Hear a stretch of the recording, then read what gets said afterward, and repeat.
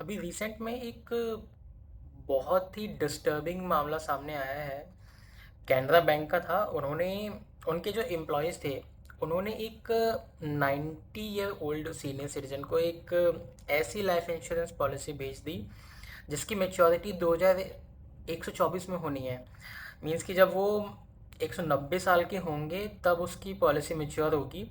And जो उसका premium है वो 2 लाख पर ईयर का है।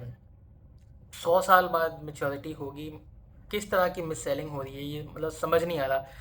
लोग अपने टारगेट्स को पूरा करने के लिए सीनियर सिटीजन्स को टारगेट कर रहे हैं और थर्ड पार्टी प्रोडक्ट्स को ऐसे सेल कर रहे हैं क्योंकि कमीशन बहुत ज़्यादा होता है। एंड कई बार एम्प्लॉय के ऊपर काफ़ी प्रेशर होता है कि वो इस तरह के इंश्योरेंस को सेल करें।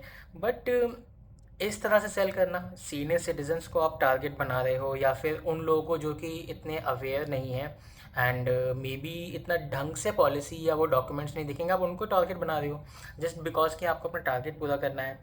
तो अब ये चैलेंज किसी के साथ भी हो सकता है, किसी को भी वो लोग टारगेट बना सकते हैं। तो बचना किस तरह से है, मतलब मैं रिकमेंड करूँगा कि हम खुद को या अपने पेरेंट्स को या हमारे रिलेटिव्स भी हैं, अगर उनको हमें बचाना है कि ये तो बचें कैसे।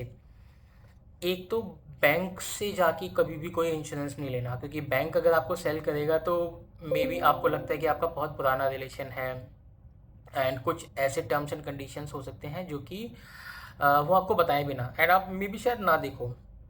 सेकंड ये है कि सपोज़ अगर आप कहीं से इंश्योरेंस लेते भी हो, सपोज़ अगर बैंक से भी लेते हो, तो बेनिफिट देखो, उसमें बेनिफिट क्या है, उसके हिडन टर्म्स एंड कंडीशंस क्या हैं।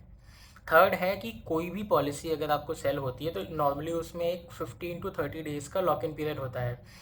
उस टाइम में अगर आपने कोई पॉलिसी ले रखी है तो जो 15 to 30 डेज़ की जो विंडो है आप उसको यूज़ कर सकते हो, उसको चेक कर सकते हो कि क्या बेनिफिट्स हैं, क्या हिडन टर्म्स एंड कंडीशंस हैं। ये सारी चीज़ें आपको ध्यान में रखनी है। फोर्थ है कि कभी भी अगर सीनियर सिटीजन्स बैंक जाते हैं, कभी आपके पेरेंट्स हैं या फिर ग्रैंड पेरेंट्स भी हैं, आप ट्राई करो कि आप खुद उनके साथ चले जाओ, सो दैट कि बैंक कुछ अननेसेसरी प्रोडक्ट्स ना सेल कर दे या फिर जो सीनियर सिटीजन्स हैं उनको वो किसी डॉक्यूमेंट्स पे साइन ना करा दें या कोई डिक्लेरेशन ऐसी साइन ना कर दें।